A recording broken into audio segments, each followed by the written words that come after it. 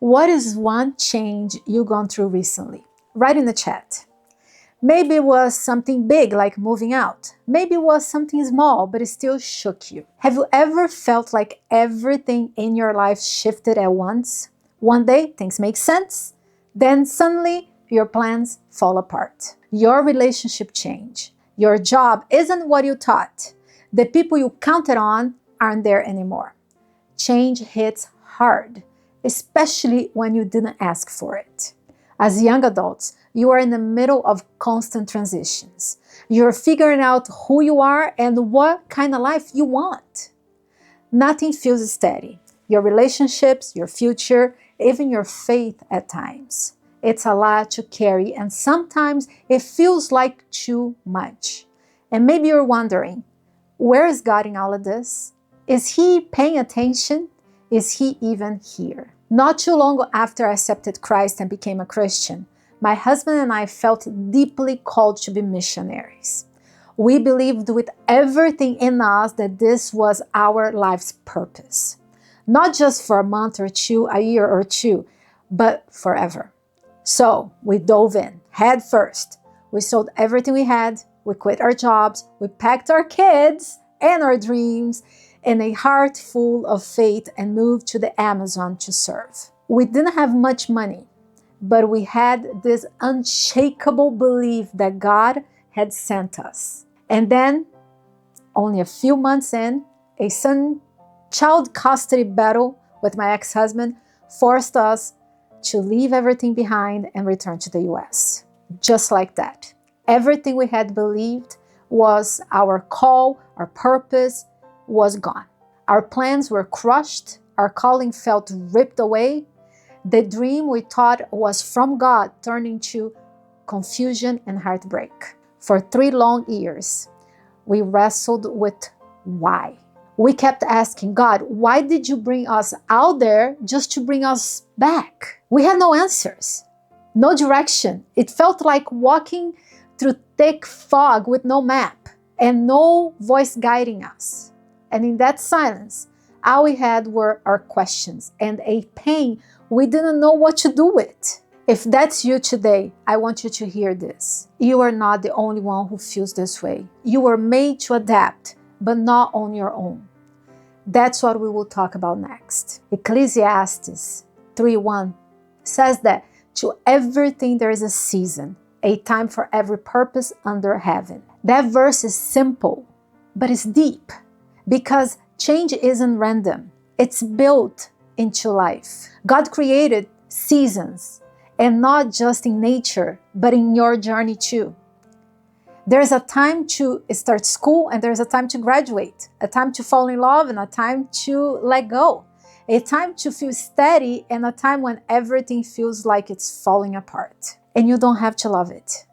You just have to know it's part of the design. You were made to adapt, but you were never made to adapt it alone. Your brain can handle changes better when you're connected to people who are glad to be with you, even when things get hard. That's what helps you stay grounded when everything is shaking. I would not have made it through that season after I came back from the Amazon without, first of all, of course, God, but also my husband. What we went through shook everything. But having each other's support is what held us together. We were both confused, discouraged, and full of questions, but we kept showing up for each other. And that's what helped us stay sane when it felt like the ground under us had disappeared. That's why I say, you were never meant to go through changes alone. We are wired to survive disruption through connections, real, safe relationships. People who don't try to fix you, because that's God's job, but who are simply glad to be with you. That's how God designed us. That's what helps us stay grounded when everything else is shaking. Relational joy is what gives us strength in disruption. Not hype, not being strong, not pretending. Because real life doesn't wait for you to be okay. Change doesn't ask, are you ready? It just shows up.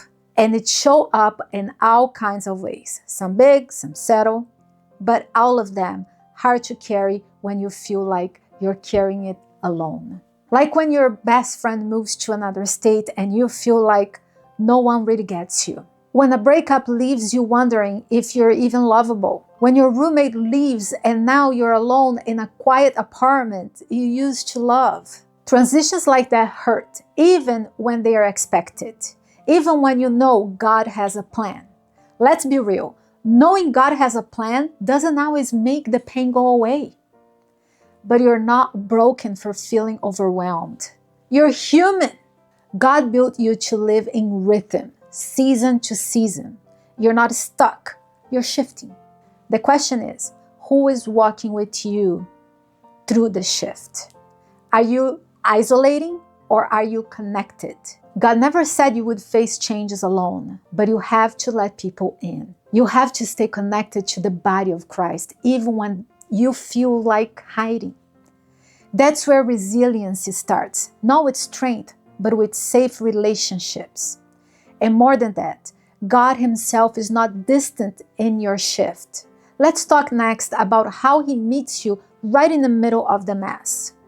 In Isaiah 43, it says that do not call to mind the former things or ponder things of the past. Behold, I will do something new. Now it will spring forth. Will you be aware of it? That verse is easy to quote and hard to live. Because when your heart is still grieving what was, it's hard to trust what is coming. When everything familiar is slipping away, you start holding on tighter. You hold on to that relationship, to that last job, the last season when things made sense. Because at least that pain is familiar. But here's what this verse is telling us. Don't let your grip on the past blind you to the new thing God is doing. Sometimes we miss what is next because we are still staring at what is gone. God isn't asking you to forget your story. He's asking you not to get stuck in it. He's doing something new. And here is the hardest part. Sometimes the new begins with disruption. God often meets us not only in a calm, but also in a chaos. He doesn't always explain the why, but He always shows up in the middle of it. And sometimes the pain we are asking Him to take away is the very thing He's using to lead us into the next season. I think back in that season I shared earlier when I left everything to follow what we believed was our calling, only to be sent right back to the place we left. I spent years trying to make sense out of it. But you know what I see now? God wasn't punishing us. He didn't forget us. He was pruning us. He was stripping away our version of the story so He could write a better one. And in those 3 years of silence and confusion, God was doing deep work in us that we couldn't have done it if everything had gone according to plan. He met us in the disappointment. He set us in the fog, but He never left us. You don't grow spiritually by having all the answers. You grow when you're allowed to ask the hard questions. Faith isn't about certainty, it's about trusting God enough to bring your doubts, your fears, and your mess into the conversation. You don't have to pretend you're okay. You don't need everything figured out to walk with God. If you're in a season of uncertainty, remember this: clarity isn't a requirement for faith. What matters is believing that God is still moving even when you can't see it. He's still present even when nothing makes sense. And the promise in Isaiah 43 is this: God is doing something new and is already beginning even if you don't see it. When we think of resiliency, we often think of pushing through, being strong, not breaking down. But real resiliency isn't about pretending to be okay. It's about staying connected. It's about knowing who you can turn to when things fall apart. You grow stronger when you stay rooted in healthy relationships, first with God and then with people around you. The people who know you, the ones who check in when you go quiet, the ones who remind you who you are when you forget. God didn't design us to be self-sufficient. He designed us to be deeply connected to Him and to others. There is this idea that faith is something you figured out on your own. That if you are really spiritual, you won't need any help. But that's not how we were wired. We grow through community. We heal through community. And in times of transition, it's not just your circumstance that shake. It's your sense of identity, belonging, and purpose. That's why being rooted in relationships matters so much. You need people who know the real you and speak life and truth when you forget your way. You need people who can hold the space for your questions without judging you. And you need to be that kind of person for others too. And more than anything, you need to stay connected to God. Even if your prayers feel dry, even if you had more silence than answers, your relationship with God isn't built on how clear things feel. It's built on trust, and trust grows when you keep showing up. Some of the strongest faith grows in the dark, not because everything is fine, but because you learn to hold on anyway. If you're feeling shaken right now, ask yourself, who am I letting walk with me through this season? Have I been isolating myself or staying rooted in connection? God doesn't call you to figure things out alone. He calls you to remain in Him, to stay close, to let others walk beside you. That's how you build real resiliency. Not by avoiding change, but by staying connected through it. Maybe everything around you is shifting. Maybe you are in a new place or in between jobs or starting over in a relationship you thought would last. Or maybe you're just tired of pretending everything is fine. If that's where you are, here's what I want you to hold on to. You don't need to have it all figured out to move forward. You just need to know who is with you. And the one who is with you, He doesn't change. He isn't caught off guard. He sees every part of your story, even the pieces that feel unfinished or broken. And He is still writing something good. God never promised that life would stay steady, but He did promise that He would never leave you. And sometimes faith looks like taking one small step, not because the path is clear, but because you trust the one who's walking with you. That's what moving forward looks like. Not rushing, not fixing everything, just refusing to give up. So if you're wondering what to do next, start here. Talk to God honestly. Ask Him, what are you doing in me through this? And then reach out to someone. Text a friend. Join the conversation here. Don't carry this season by yourself.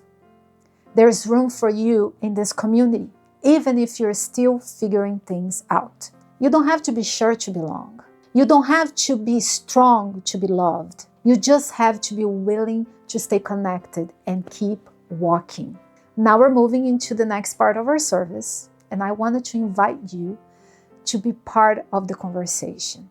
If you're here live, jump into the chat or join the Q&A. We would love to hear your thoughts, your questions, or what part of today's message spoke to you. And if you're watching later, leave a comment and let us know what season of change you are in or how you're holding on to faith right now. And don't miss next week. We'll be talking about building relational muscles, where we'll explore how deep relationships with God and with others help us grow through accountability and healthy attachments. You are not alone in this. Let's keep walking together.